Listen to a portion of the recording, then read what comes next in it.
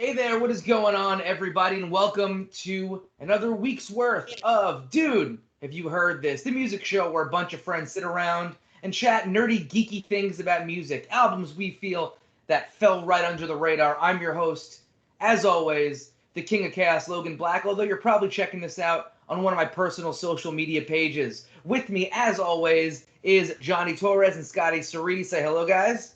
Going on, everybody? Heyo. Joining us this week, our guest, none other than hippie Dicky Moon, a guy who I know, and as we will see as we go along with this, brought a very different flavor of things to the show. Dicky, how you doing? I'm feeling great, man. It's happy to be here. Hell yeah. Stoked to have you on. All right, I mean, let's just jump right into it as we do every week. This was definitely an interesting stew of flavors. Lots of different sounds, lots of different vibes and emotions coming out. You know what? I'm just gonna start right off the bat with our guest pick. Go right ahead, lay it out for us. What was your choice? Why did you choose it? And anything else that you want to add about it before we discuss? All right, so my choice was the album titled "Gone" by Vacationer.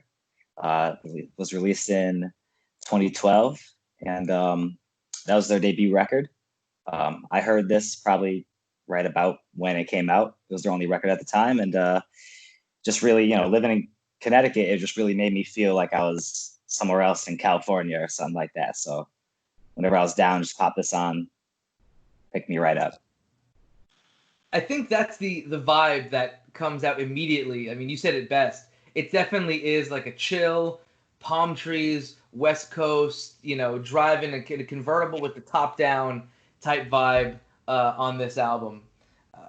I off the bat, I throw that out there like, oh, convertible, but I wrote car commercial music in my notes because I get the vibes of like when you just see car commercials, right? You're brand new, whatever. Yeah, but definitely an interesting album. I want to get everybody else's thoughts on it. Let me go with you, Scotty. What are you feeling with this one? This is actually my first exposure to this band, and I really, really like it. It being the first album makes sense because it's one of those albums that's still trying to find its footing, but Dreamlike and Summer End both kind of got thrown into my everyday playlist. I really like spacey, like really almost ethereal, like indie pop music, so this really like hit the right pocket for me. Yeah, man, I'll tell you what, this is 100% a band and a sound that I would never outright just like listen to, and then put it on, literally from song one I was hooked. Immediately right, and I was like, this is fun, it's enjoyable, it was really, really cool. I honestly don't know how else to explain it. It feels like a fun, chill record, literally exactly what you said. Johnny, what are your thoughts on this one? Okay, so gave it my initial run through, was kind of like my original thought, like I'm a big fan of like experimental pop, experimental indie pop that likes to try things. So really cool. But I'd say right around the halfway point, there was something about the voice on this that caught me. So I was like, I want to look into this band a little bit more. And who the hell's voice is it but Kenny from the Starting Line? So all of a sudden, the whole scope of this bloody album just changed, and I'm like, so this is what the Starting Line is doing now. This is one of his side projects, and it just completely, like, I had to start the album over again, and right, like from there, just completely different. Good as New was probably my biggest takeaway. That I left it on repeat while I was stuck on a bug doing my shoot job, and got through it. But this is the perfect background music for writing and debugging code and stuff like that. So yeah, a lot of real good takeaways from this. I'm going to be looking into the other stuff that's come out of this. Awesome.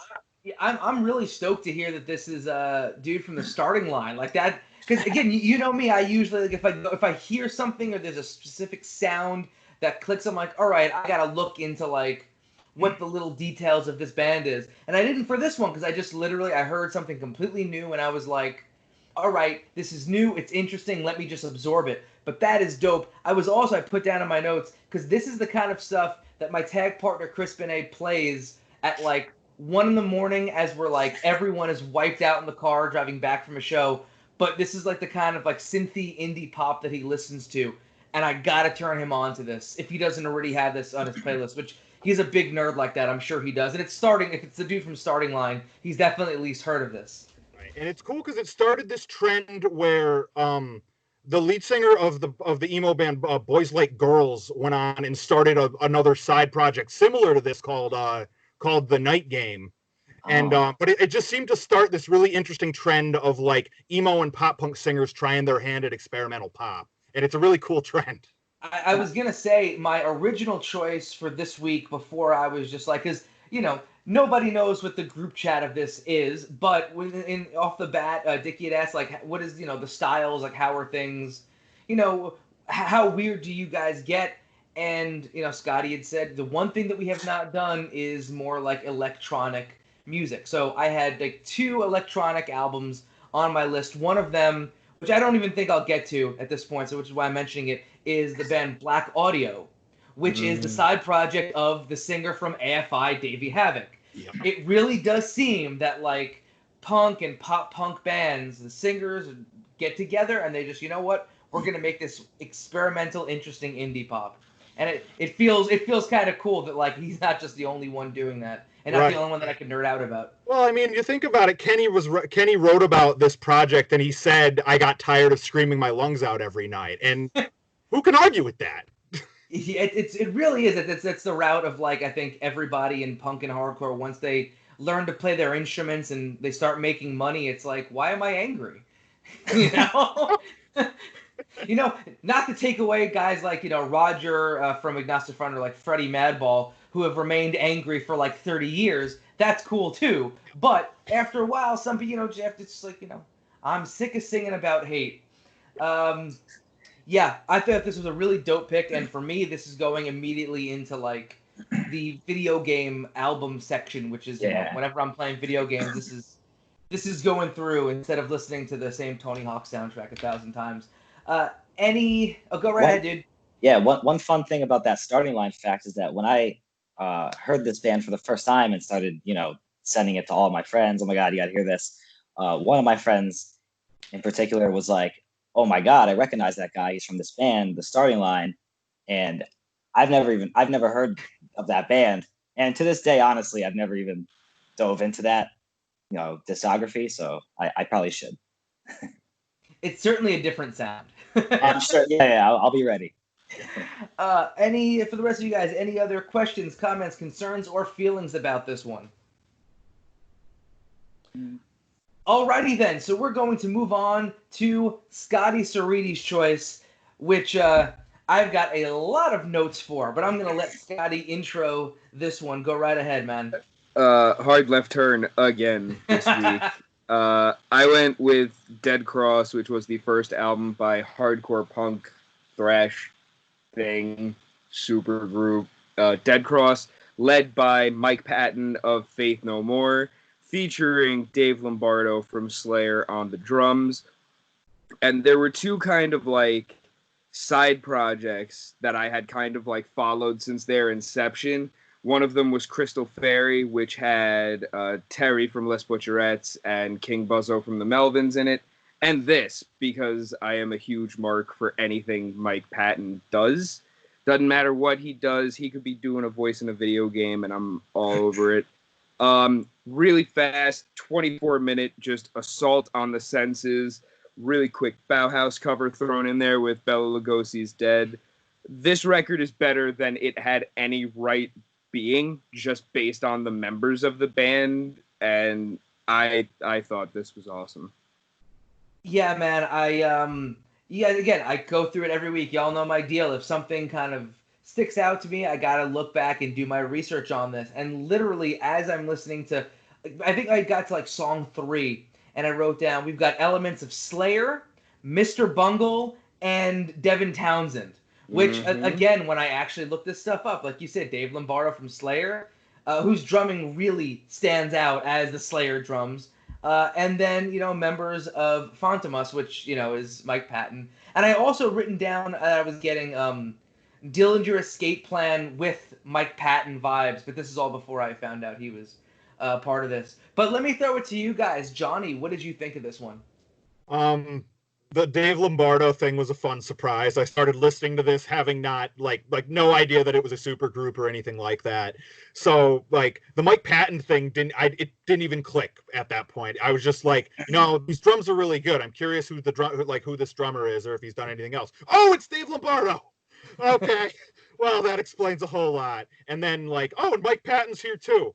Literally, like, what a cool supergroup. Bela Lugosi's Dead was outstanding. Shillelagh went right on the regular plays, as did The Future Has Been Canceled. Really, really cool. Just like super chaotic. It's like you took elements of people that really know how to make chaotic music and just let them do their thing. Gonna have to look into more if there's more of this. Then I'll tell you what. For me, Shillelagh also stood out, and maybe I'm just such a closet goth kid, but I didn't like the cover of Bela Lugosi's Dead because it wasn't like the Bauhaus version, or like it completely like I saw the song title, I was like, all right, this has to be the cover because nobody else is doing that name, and I'm waiting for it to kind of kick in with that Bauhausy sound, and it just did not at all. Which like good for them for like staying away from that, but just personal tastes. Dicky, what did you think of this one? So, like you said about my record, this is something that I would never have heard. Or I think that's who said that. I was on the road running when I listened to this, and exactly what you said, like attack on the senses. Didn't even realize that was a cover because this is not a genre of music that I dive into. So I loved that. Didn't realize it was a cover. Just gave me like so I used to do a haunted house for years back in the day. So it gave me huge vibes, especially that cover. I felt like that, just undead. I feel like I would just hear that probably all night long. I tell you what, man, I in doing the research and all that stuff, the limited research rather, and like you even said, you described this band as, punk, hardcore, thrashy. So in the first 2 or 3 tracks, which is where I got down a lot of my notes, I oddly enough got more black metal and power metal vibes. I think Mike hitting the high notes was giving me some power metal, and just like the crunchiness and like poor, like it was poor production, but it was like poor production that they intended to be poor production. Like it didn't sound like a black metal record, which is just like we need to record in a tin can with tin can instruments. But it got that black metal vibe. And this is it definitely has a really unique sound that I get behind. And similar to you, like if Mike Patton's doing something, I at least have to give it a listen because it's Mike Patton. Yeah, absolutely. Any other questions, comments, concerns, or feelings about Dead Cross?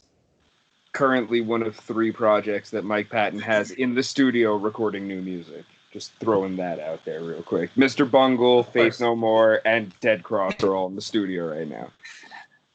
Of course, and this is the funny part about that is that this is, you say he's got 3 bands in the studio right now, but I'm sure that there was a point in Mike's career where he had like 8 or 9 bands all putting together, recording, possibly touring.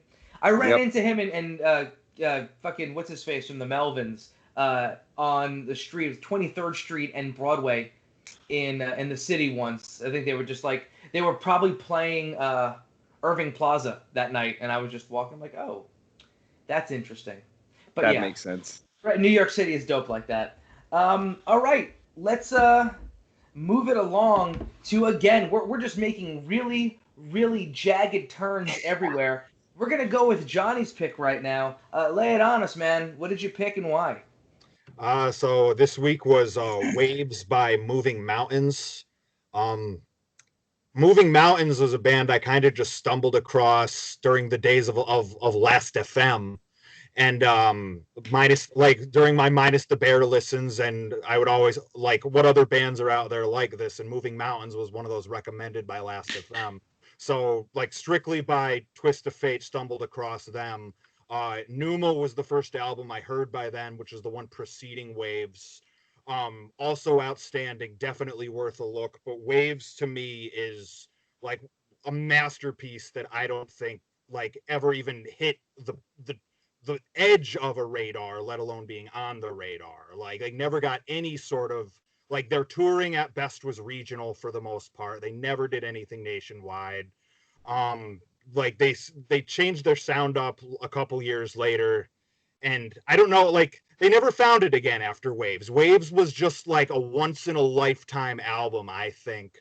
Right off the bat, they to me are masterful with just low energy, high energy, low energy, high energy. Strictly like as they will. Like they're taking you on that ride. And I think they hit it pretty much the whole record where like I don't get pulled out of this record front to back once if I'm just on my own really like analyzing a record. So this one to me is one that when we started talking about the show, I've said this probably on 5 different episodes, but when we started talking about the concept for this show, this was one of those albums that like this is why this show needed to happen.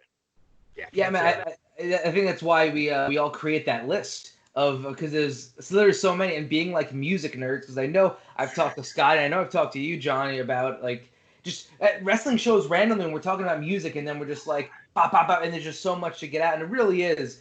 And yeah, I think you hit it on the button for me, where it was like I had never in my life heard of this band. I've heard the sound before because it's a sound that I think was something that was going on at the time that this album came out, but I'd never heard of this band, and it was interesting to see where the kind of album, like what directions the album, took it. And I even wrote down that when you talked about, low energies and high energies, I just have like, we're going, like it's wrestling promo style when those guys come in for seminars and they're like, oh, here's the best way to cut that wrestling promo is you want to be able to take them down here and then bring them up here, down here, up here. You want to get them all.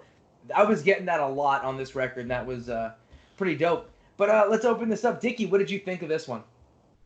This was the record that I feel like I will listen back to the most, just because it was, I feel like there's a lot of elements that I probably I won't appreciate till multiple listens, but in a good way. Like I really like it and I want to hear more of it. And there's just a lot of elements to the music. I felt like this was something that I would love to hear in like a small, not a small room, but something maybe the size of like the Palladium in Mass. I just feel like that would probably just fill the room with sound in a way that would just be like just beautiful. Very easy to get into a lot of the tracks because they just start off so soft and build in progression. A standout track was Tired Tiger for me.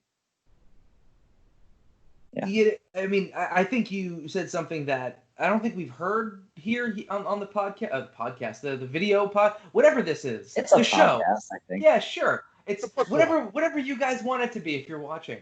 The thing that you had said where it was, I'm gonna have to give this more than one listen to read. I think that's one of the hopes that all of us have when it comes to any of the picks is that, whoever's listening to it, we all listen to it, at least once through, and then like, all right, maybe we get it again, and then you get hooked onto why that specific person really has that connection to it.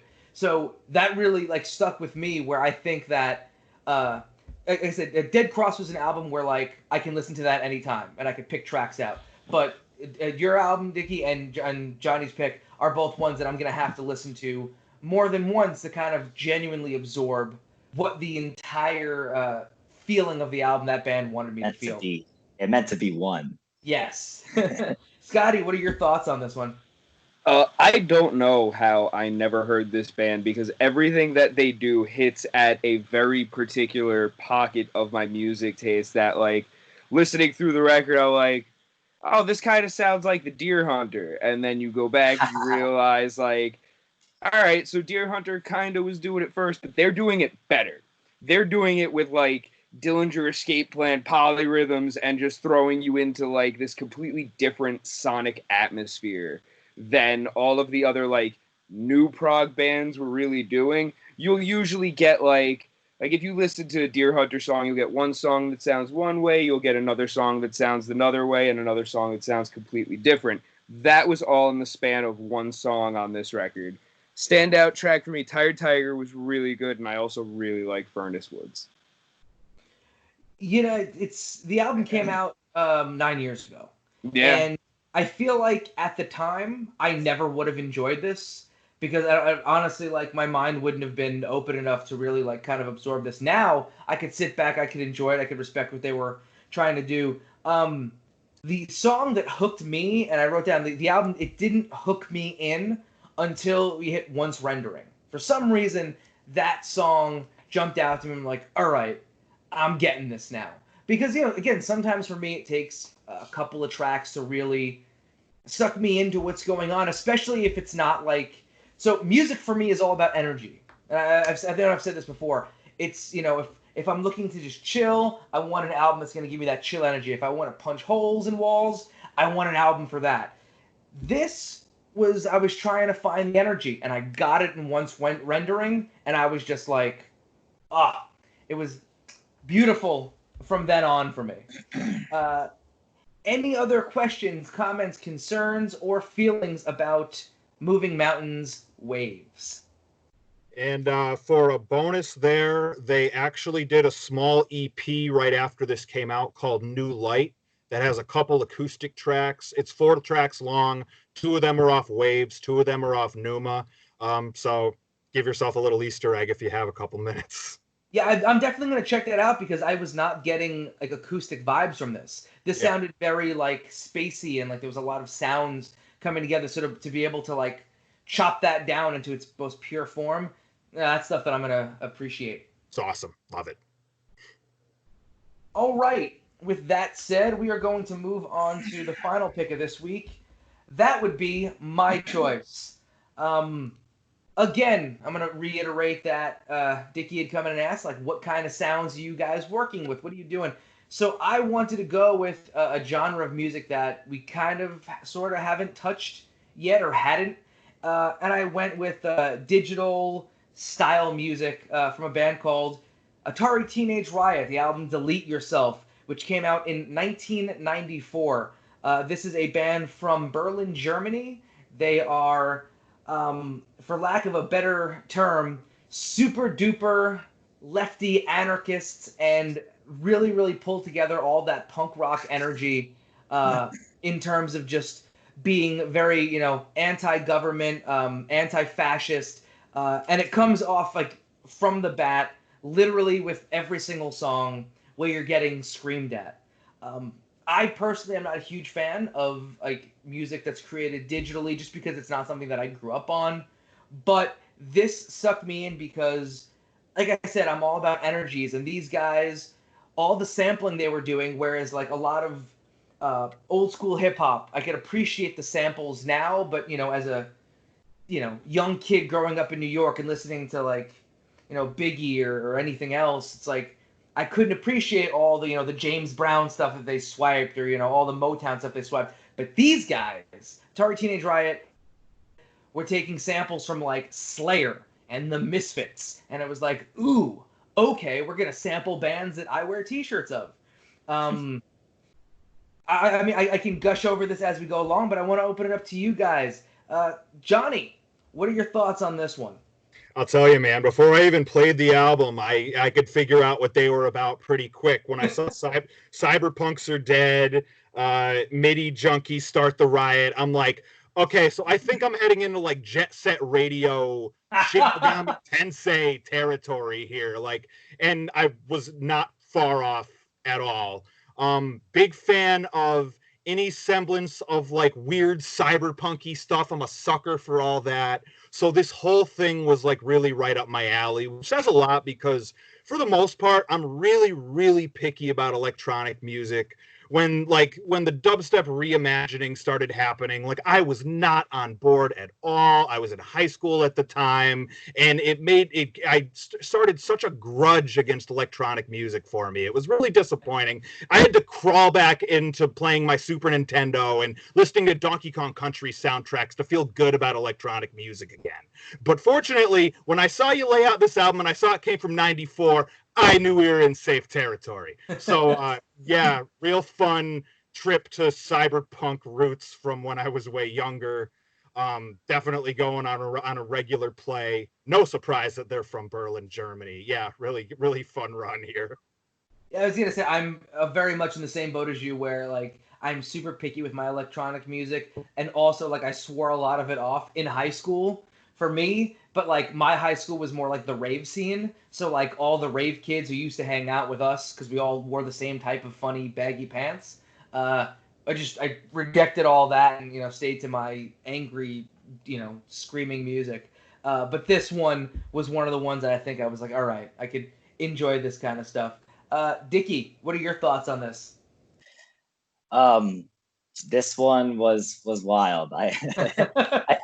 I kept like restarting the beginning. There were so many tracks that like on the first quarter of it that I liked so much, and I've been running around the block recently this week, so that was one that I kept playing a lot, especially MIDI Junkies. So I felt like I could just run straight forever during that song. There were just so many different elements to like about that, and see, like it was kind of wild because it would be like at 1 second during a song there could be something that you would be like, oh, I'm not into this, I'm not gonna like this song, and then 20 seconds later it would just flip on its head, throw like drum and bass in there, and you'd be like, oh shit, I wasn't ready for that. Standout track for me was Raver Bashing.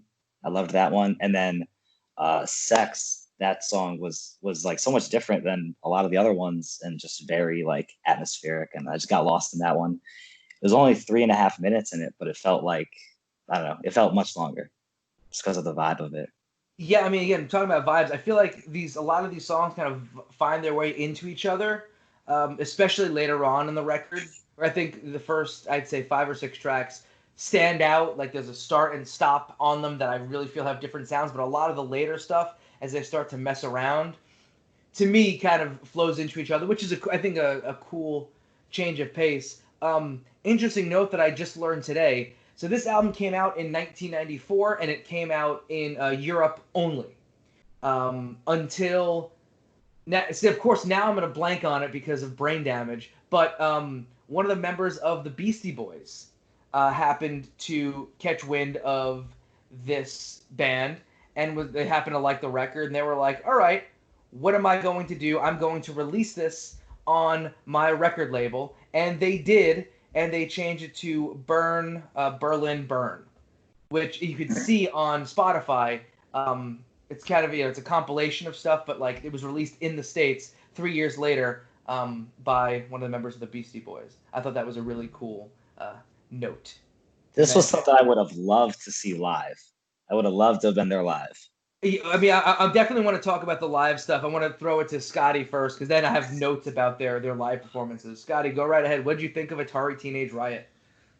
I love this album. When I was growing up, and a lot of my friends were older than I was. Guys like Ness was a lot older than I was, and he was really into industrial music, and he was kind of my first foray into a genre I didn't really enjoy because I hated instrumental music.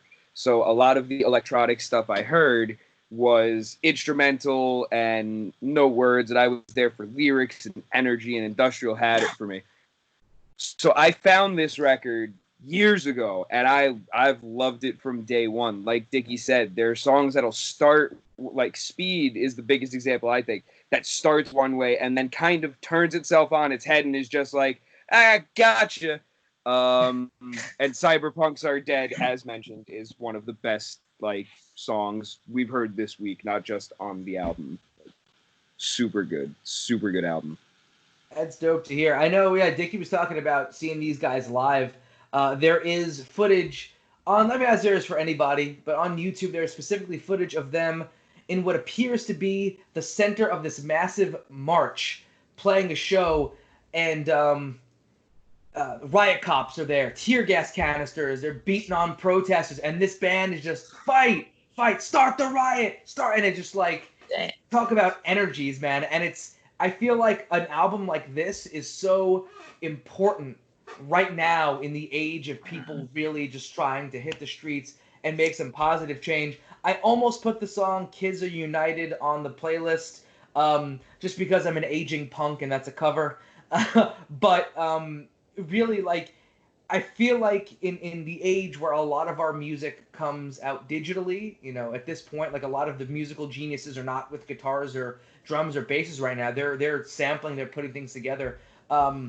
A song like Kids Are United, where you're taking an old punk classic with a message and creating so much around it digitally, I feel like we cannot miss the message of this band, and that's just me gushing and nerding out. Before I close out this one, another nugget of trivia.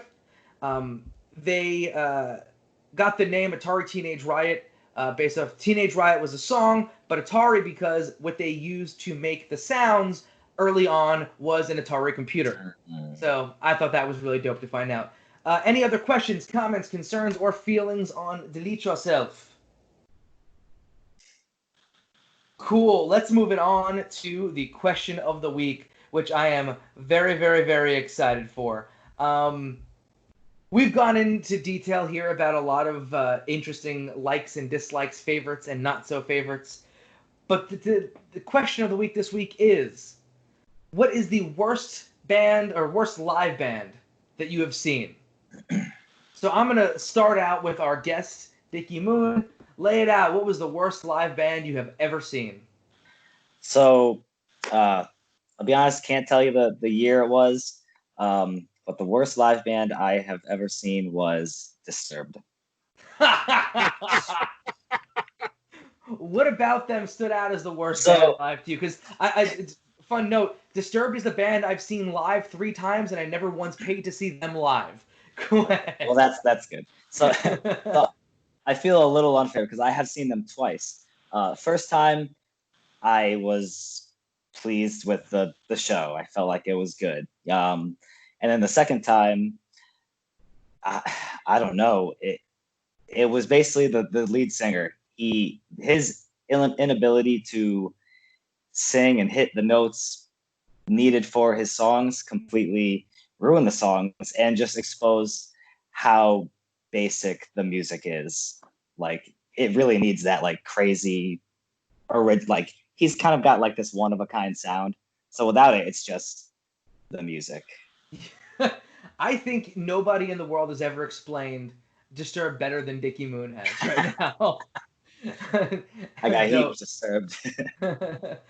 Scotty, worst live band. So just quick backstory. I was invited to go to Bamboozle 2009 as a Christmas gift, and I was the one who chose what day to go because the Get Up Kids were there that day, and it was their first reunion tour. Not talking about the Get Up Kids. It was a weird lineup, but 2 bands stick out immediately as the worst live bands. Metro Station, which is unfair because I hate them anyway, so that's not really fair. But my God, if I could get my money back just on how god-fucking awful the Bloodhound Gang was at that Bamboozle specifically, I was so upset. I understand, and I was so upset. But when you have, like, the local band you're hanging out with and people walk over and they're like, yeah, I like your cover of Bad Touch more than the actual band playing the song right now, that's when you know that there's, like, a little bit of the problem. And I'm willing to blame them being intoxicated beyond belief for it. Oh, yeah. But I was not happy, though. I was very upset. I was at that show, and I was right up front for Bloodhound Gang. I actually happened to, I think Bamboozle 2009 was one of my favorite lineups ever. I was able to see International Superheroes of Hardcore, followed by the Horror Pops, followed by Gwar. It was brilliant, brilliant, brilliant. One day on the show, I'm going to try and get my friend Carly on, and she could tell the story of her experience there. And and it's literally my favorite concert story ever. Actually, I'll hit her up later. I'll see if she can be on next week. But yes, I was there for Bloodhound Gang. They were definitely messed up. I'll agree to disagree on that one, Scotty, because it's too close to my heart. I understand. Johnny, lay it on us, man. All right, so I guess it depends on what standards we're going by here, because if we're talking about worst in terms of like the band was miserable, didn't want to be there, kept burying the town, then that goes to Gallows, because Gallows was brutal to Hartford, Connecticut. They were supporting AFI. It was AFI and Gallows were the only two on the tour, and Gallows like played, and they seemed like they seemed like everything was okay. But Gallows, Hartford, we're back in this shit. Like they're just doing the heel fucking pre-match promos the whole time. And then they pulled the fire alarm later that night. And so for those keeping track, there was a fire inside before a fire inside. So it was the Gallows AFI tour. Yeah. Yeah, I saw that in New York. It was a dope tour, man. Yeah, Gallows was miserable that night, man. I'll tell you, he must fucking hate Connecticut. I don't know.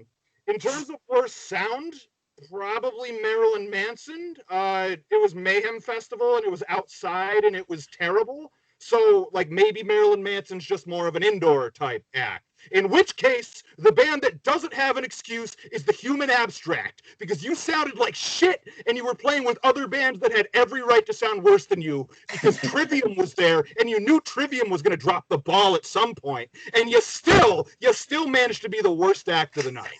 So no, don't go see the Human Abstract, inside, outside, or if they're even having a good damn day. I don't think I'm going to go see the Human Abstract anyway. I'm definitely not going to see Trivium anymore. Nope. I've loved Trivium every time I've seen them, but they've got a special place in my heart. John, real quick, when was this Mayhem Fest that you saw Manson? I'm trying to put all this together in my head. Jesus, it was one of like the last two. So it's more recent, this one. It was one of like the last two. Yeah, you can't see Manson at this point. That's kind of what I thought. Yeah, I was afraid of that. It's upsetting. It's hurtful. It breaks my little goth kid heart.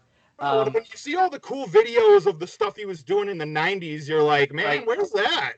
You had to have seen him, though. I think the last point where it was okay to see Manson was the album after Hollywood was, I think, the last one where he was really, really putting effort into, like, making his live shows unique and ridiculous. Now he's literally trotting out with like props and stuff that he's been doing for the last 20 years. It's quite upsetting. And like, you know, I want my Marilyn Manson to be coked out of his mind and 110 pounds. Right. And he's chunky now, which, you know, I'm not here to fat shame, but come on, buddy. So for me, the worst live band I saw was also at a festival. It seems to be a running trend here of festival stuff. But I used to go every single year with my father to go see Ozfest. Every summer we'd go together. It was like, you know, bonding time. And the second year that we went, which was 2003, which Manson was one of the headliners that year. I was excited to see a lot of the second stage bands, but I was really excited to see Super Joint Ritual. Because, I mean, they were Phil from Pantera, who, you know, this is before the internet was a huge thing and everyone could find out how much of a monster shitbag he was, doing, like, hardcore punk stuff, and I really liked Super Joint. And it literally sounded like every member of that band was playing through a muddy amplifier, and Phil just screamed, ah, ah, ah. No words. It was just everything that was supposed to be a word or a syllable came out like he was a cat trying to puke.